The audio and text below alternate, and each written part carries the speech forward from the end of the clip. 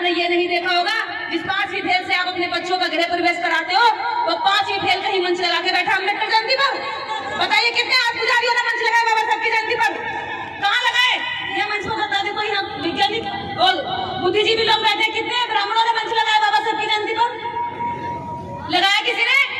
आपके पड़ोस में, मोहल्ले में कहीं लगा है? कहीं लगा है? नहीं लगा ना। लेकिन वो एक बात बहुत अच्छे से जानते हैं, आपके मोहल्लों में आज उन्होंने कथाएं लगाई हैं ताकि शोर ऊंचा हो और अम्बेडकर जयंती की आवाज नीचे हो जाए। ये है उनकी ईमानदारी आपके प्रति। यहाँ मंच में भाषण देंगे और पीठ बदल नहीं करेंगे। कहाँ इनके यहाँ आना पड़ जाता है। वो आपको कभी गले लगाएंगे तो उनके मन में जो बेईमानी वो कभी खत्म नहीं होगी। आपको अम्बेडकरवाद समझने के साथ साथ उसको आगे चलाना है, आगे बढ़ाना है। और मैं यही अपील करूंगी कि राजनीतिक लोगों को जब बुलाएं तो कृपया मेरे जैसे आदमी को पहले बता दें, ताकि मैं अपने सिद्धांत और उसूलों को थोड़ी सी बचा लूं। जितना बचा, मेरे पास कुछ धन दौलत नहीं है, मेरे पास प्योर अम्बेडकरवाद है, उसकी ताकत है, उसके विचार हैं।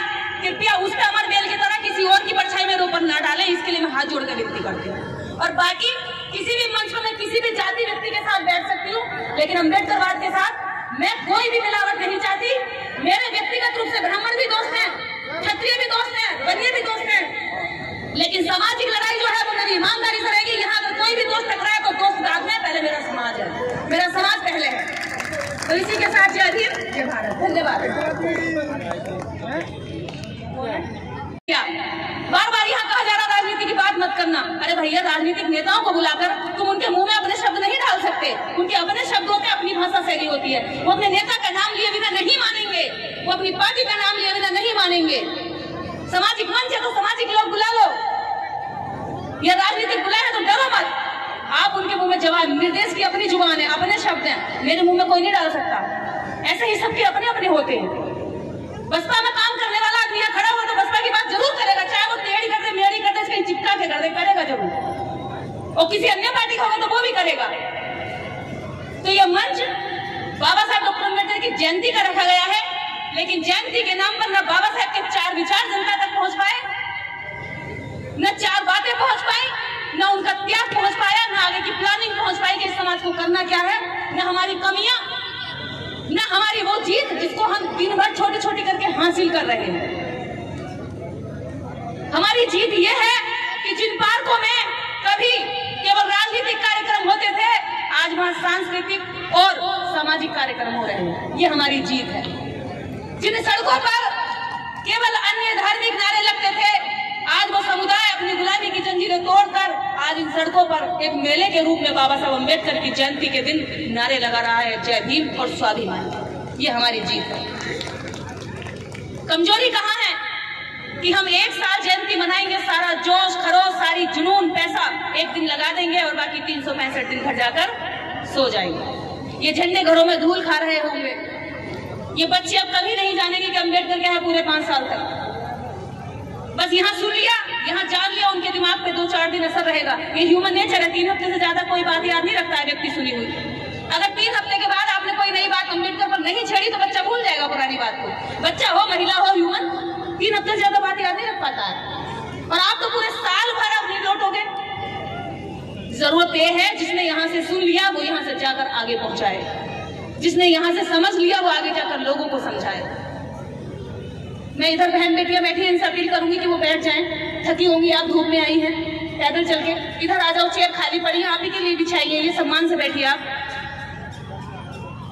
इस देश में, इस दुनिया में सबसे अधिक अगर कोई जयंती मनाई जाती है विश्व स्तर पर, वो बाबा साहब डॉक्टर अम्बेडकर की जयंती मनाई जाती है।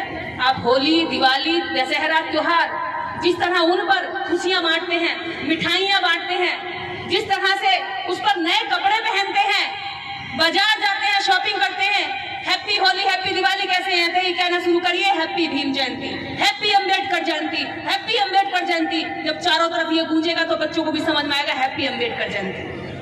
तो ये चीजें हमें हमारे कल्चर में डेवलप करनी होंगी, और ये तभी हो सकती है जब हम लगातार इस काम को आगे बढ़ाते रहेंगे। केवल अम्बेडकर जयंती पे नारे लगा देने से ये केवल इनकी जिम्मेदारी नहीं है दलित उत्थान महासभा वालों की कि इन्होंने मेहनत की, महीने भर मंच लगा दिया और मंच लगा दिया तो आपने सुन लिया और चले गए।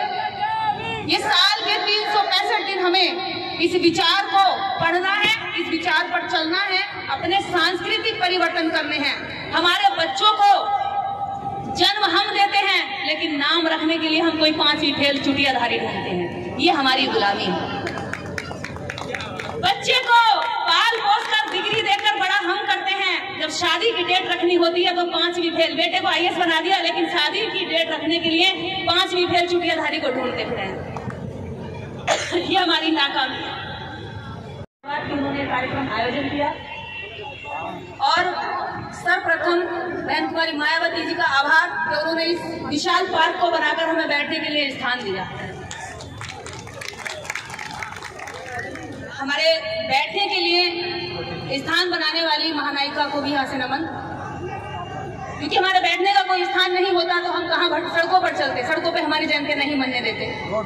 और आज अगर हमें बैठने का सम्मान से जगह मिली है तो उनका आभार व्यक्त करना हम सबका दायित्व बनता है।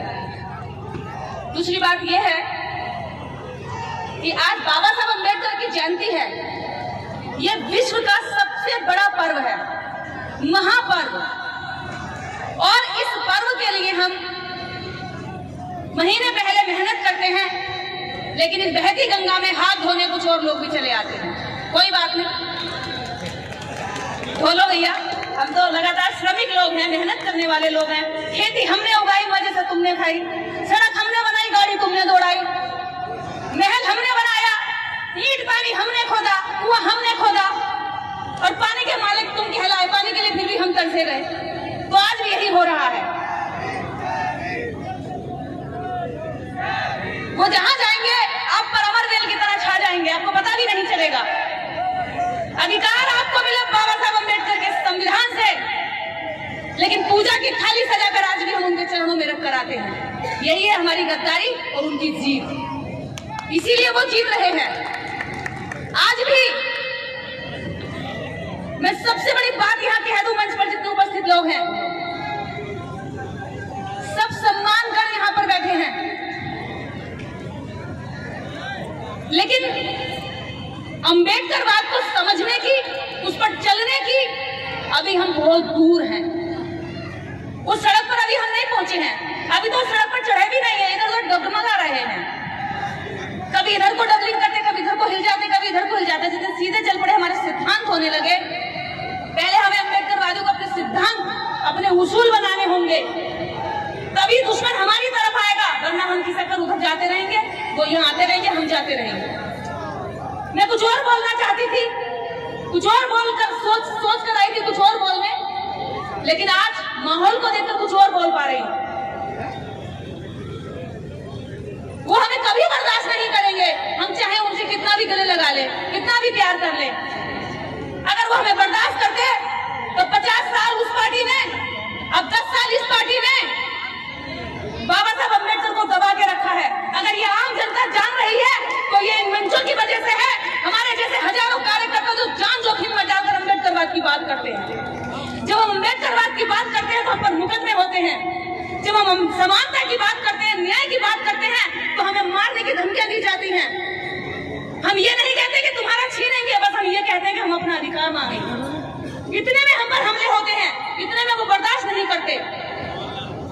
हजारों कथावाचक, हजारों पोंगा पंडे शनिदान के नाम पर, महादान के नाम पर, अन्नदान के नाम पर आपके घरों में, आपके मोहल्लों में टेंट लगाकर आपसे मांगते हैं और देते क्या हैं?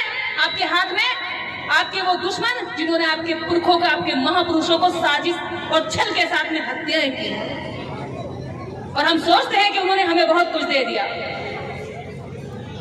वो सोचते हैं कि हमें राजनीति में भी उन्होंने टिकट दे। बेटा पढ़ा लिखा डॉक्टर बन गया, IAS बन गया, लेकिन शादी की डेट बेटा नहीं रख सकता। पिता भी रिटायर्ड IAS है लेकिन शादी की डेट नहीं रख सकता। अरे पूरे महीने में 30 दिन होते हैं, कोई सी भी डेट रख लो। आपको बुलाना पड़ेगा पंडित को। उसके बाद अगर आपके हिसाब से डेट नहीं होगी तो आप कहेंगे डेट पे तो हमारा बड़ा आगे पीछे कर दो, कहेगा 5000 और दो, डेट आगे हो जाएगी, डेट पहले भी हो जाएगी। और आप सोचते हैं तो बड़ा ज्ञानी है। अरे वो तो आप ही कर सकते हो, लेकिन आपके दिमाग में डर बैठा हुआ, आप नहीं करोगे, आप उसी से पूछ लो। क्योंकि तूफान आ जाएगा, आंधी आ जाएगी, और वो तूफान आंधी को जैसे वो काबू में कर सकता है। अरे वो जो तुम्हारा भविष्य देखता है वो स्टेशन पे जाकर रेलवे मास्टर से पूछता है कि भैया कौन सी ट्रेन कौन से प्लेटफॉर्म पर आई, उसे ये पता नहीं होता, तुम्हारा भविष्य बताता है। तो पहले इस गुलामी को छोड़ो। मकान तुम बनाते हो लेकिन गृह प्रवेश के लिए चुकियाधारी को बुलाते हो, तुम्हारी गुलामी। मैं गुलामी में और आजादी में अंतर बता रही। बच्चा तुम्हारा नाम वो रखेगा, घर तुम्हारा प्रवेश वो कराएगा, उसके बाद मंच तुम्हारा भाषण वो देकर जाएगा, मेहनत तुमने करी हीरो वो बन जाएगा। तो इन चीजों को समझो। अम्बेडकरवाद को असली में अगर समझ लिया तो वास्तव में हम बहुत कम समय में लड़ाई को जीत सकते हैं। अगर नहीं वास्तव में हम अम्बेडकरवाद को समझे और उस पर नहीं चले तो ये लड़ाई हजारों वर्ष तक लड़ते रहो, पिटते रहो, कूदते रहो, ये ऐसे ही घालमेल होता रहेगा। हमें अम्बेडकरवाद प्योर शुद्ध घी है। प्योर शुद्ध घी में पानी रुक ही नहीं सकता, मठा ठहर ही नहीं सकता, अलग होगा, अलग दिखेगा। तो इस शुद्ध घी में कुछ मिलावट करने की कोशिश करेगा कोई तो वो अलग दिखाई देगा। आपको समझना होगा, आपको एक नाव में चलना है, दो नाव में रखा पैर हमेशा गिर जाता है, व्यक्ति नुकसान खाता है। आज बहुत अच्छा लग रहा है, लोग तैयार हैं, बच्चे तैयार हैं, खुशियां सबके चेहरों पर। ऐसे ही अम्बेडकर जयंती पर मेले भी लगने चाहिए। हम जितने लोग आज यहाँ आए हैं प्रण लें कि केवल जयंती नहीं मनाएंगे, हम बाबा साहेब डॉक्टर अम्बेडकर के विचारों को भी आगे बढ़ाएंगे, जिससे हमें आज सब कुछ मिला है। ये सम्मान की कुर्सियां, ये शरीर पर सूट बूट और ये माइक और मंच, अगर ये मिला है तो ये बाबा साहब डॉक्टर अम्बेडकर की बदौलत है। इसको बचाए रखना है, इसको बचाए रखना है। और ये तभी बचेगा जब हम अम्बेडकरवाद बचाएंगे। हर पार्टी, हर व्यक्ति, हर बड़ा वो तानाशाह, हर व्यक्ति वो जातिवादी जो तुम्हें जाति के नाम पर नीचा दिखाता था, आज वो बाबा साहब की बात करता है। लेकिन बात